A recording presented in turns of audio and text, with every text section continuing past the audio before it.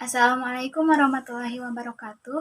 Saya Septi Nurdianti dari kelas 12 RPL SMK Cendikia Kabupaten Tasikmalaya.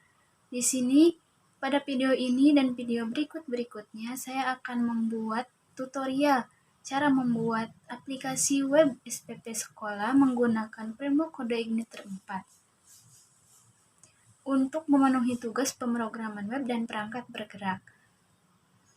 Pada tahap pertama video kali ini, saya akan membahas dan membuat database dan tabel untuk web SPP Cendikia atau SPP sekolah kita. Sebelumnya, apa yang dinamakan dengan database? Database secara sederhana bisa dikatakan sekumpulan data atau informasi yang tersimpan secara sistematis. Kemudian, alat-alat atau tool apa saja yang akan kita gunakan untuk membuat database? Tentunya yang pertama kita memerlukan server Apache dan juga MySQL yang terdapat pada SAM Control Panel. Yang kedua, kita memerlukan web browsing untuk membuka PHP MyAdmin. Pada tahap kali ini, saya akan membuat database dengan nama SPP Cendikia, yang mana dalam database tersebut terdapat 5 tabel. Yang pertama, tabel petugas, yang kedua tabel siswa, yang ketiga tabel kelas, yang keempat tabel pembayaran, dan yang terakhir tabel SPP. Baik, langsung saja kita masuk pada tutorial cara pembuatan database-nya. Yang pertama, kita aktifkan terlebih dahulu server Apache dan juga MySQL yang ada pada SAM Control Panel.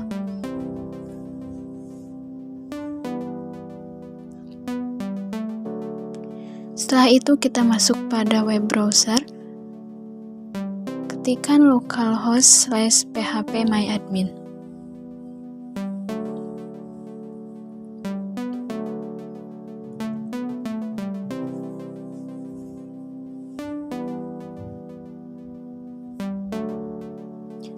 Berikutnya kita klik New untuk membuat database baru.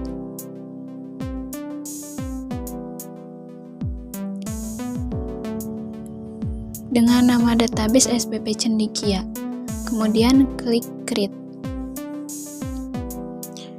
Setelah itu, kita masuk pada pembuatan tabel pertama, yaitu tabel siswa.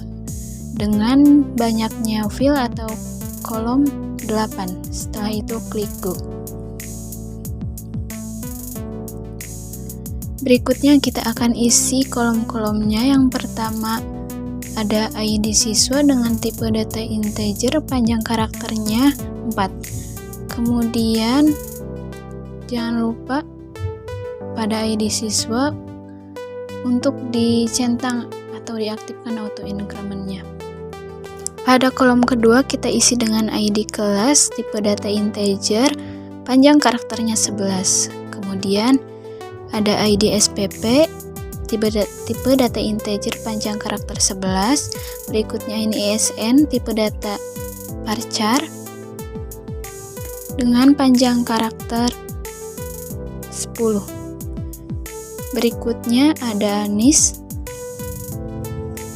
dengan tipe data varchar, panjang karakternya 8. Kemudian ada nama dengan tipe data varchar, panjang karakternya kita isi dengan 35. Berikutnya ada alamat, tipe datanya sama, varchar.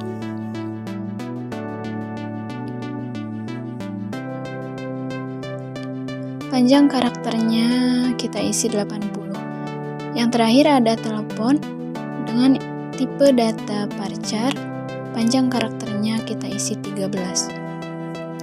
Setelah itu, lanjut pada bagian collection. Pada kolom NISN kita isi dengan Latin 1 Swedish G. Begitupun pada kolom setelahnya sampai dengan kolom terakhir yaitu telepon, kita isi collection-nya dengan Latin 1 Swedish G.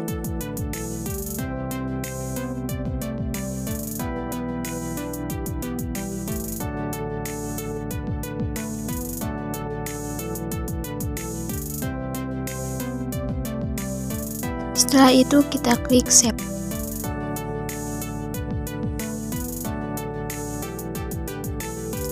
Kita telah membuat satu tabel dengan nama tabel siswa.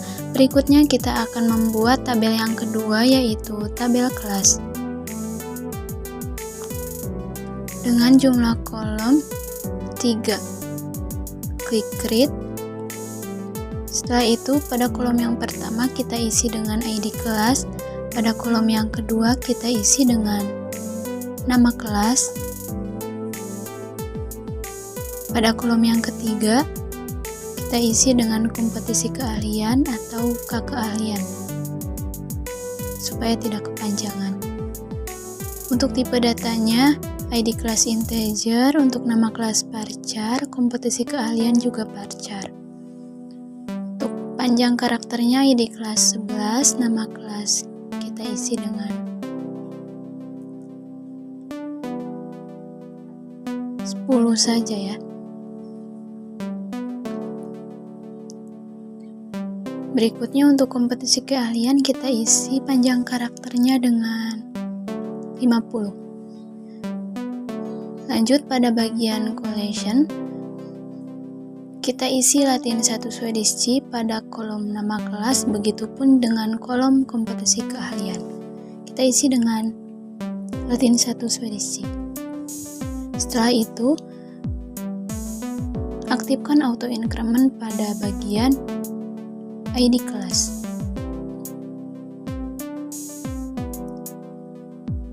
Kita cek kembali, jika sudah kita klik Save. Berikutnya kita akan membuat tabel yang ketiga.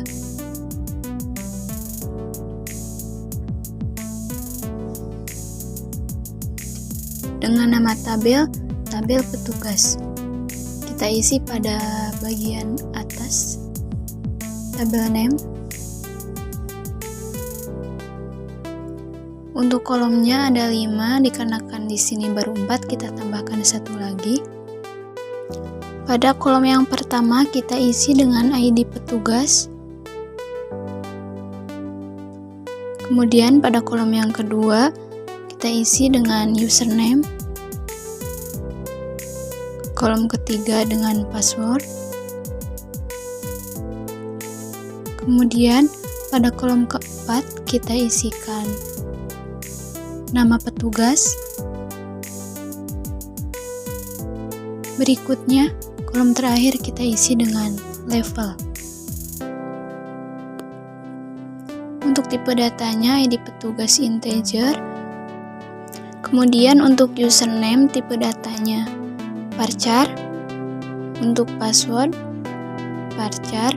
Begitupun sampai pada kolom terakhir kita isi dengan tipe data varchar. Untuk panjang karakter ID petugas kita isi 3. Untuk username kita isi 25. Kemudian password kita isi 32. Berikutnya nama petugas kita isi 35 dan terakhir level kita isi 15. Berikutnya pada bagian collection kita isi Latin 1 Swedish C dari mulai kolom username hingga pada kolom level.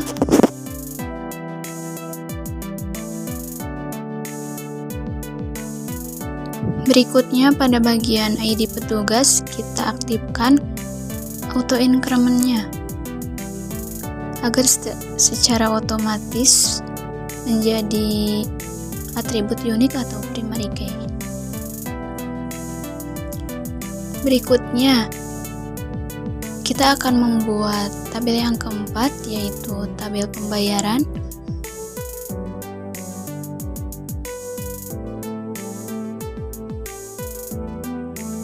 Dengan banyaknya kolom atau field 8. Create. Pada bagian kolom pertama kita isi dengan ID pembayaran dengan tipe data integer, kemudian untuk panjang karakternya kita isi dengan 11. Pada kolom kedua ada ID petugas, tipe data integer dengan panjang karakter 11. Pada kolom yang ketiga ada ID siswa dengan tipe data integer karakter 4. Kemudian ada ID SPP, tipe data integer, panjang karakternya 11. Selanjutnya ada tanggal bayar dengan tipe data varchar. Panjang karakternya kita isi dengan 2. Kemudian ada bulan bayar. Tipe datanya varchar dengan panjang karakter 10.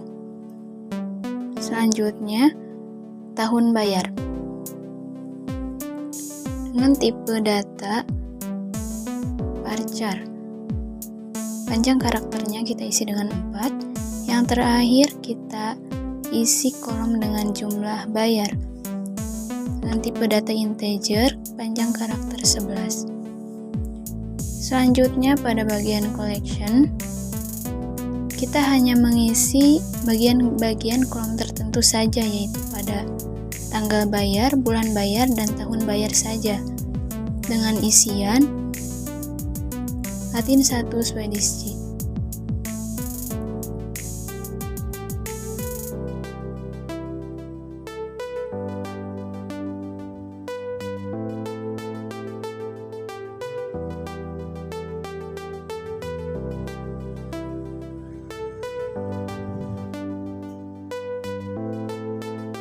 Kita cek kembali.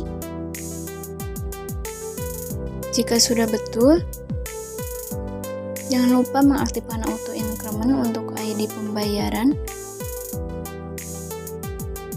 Setelah itu, kita cek kembali.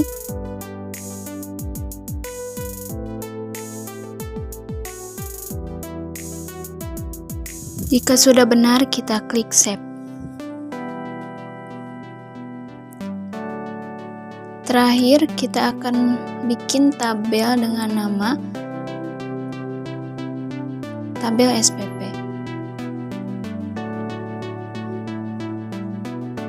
Jumlah kolomnya ada 3, setelah itu klik create.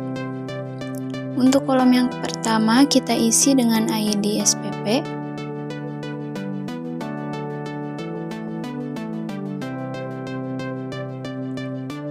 Tipe datanya integer, kemudian untuk panjang karakternya kita isi 11.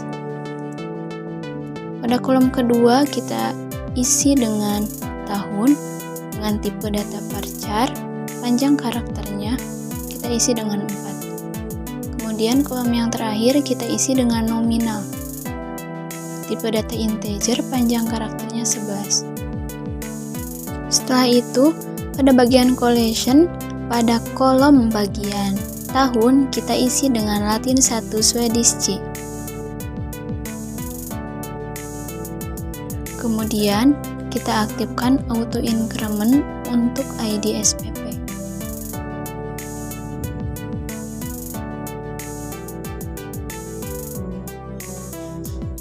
Setelah itu kita cek kembali.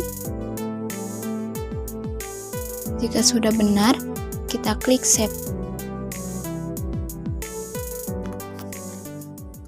Pada tahap kedua video berikutnya kita akan membahas tentang menyiapkan proyek CodeIgniter 4-nya dan juga melakukan penyetingan pada CodeIgniter 4. Sekian video tahap 1 pembuatan aplikasi web SPP sekolah menggunakan framework CodeIgniter 4. Mohon maaf apabila banyak kekurangan. Wassalamualaikum warahmatullahi wabarakatuh.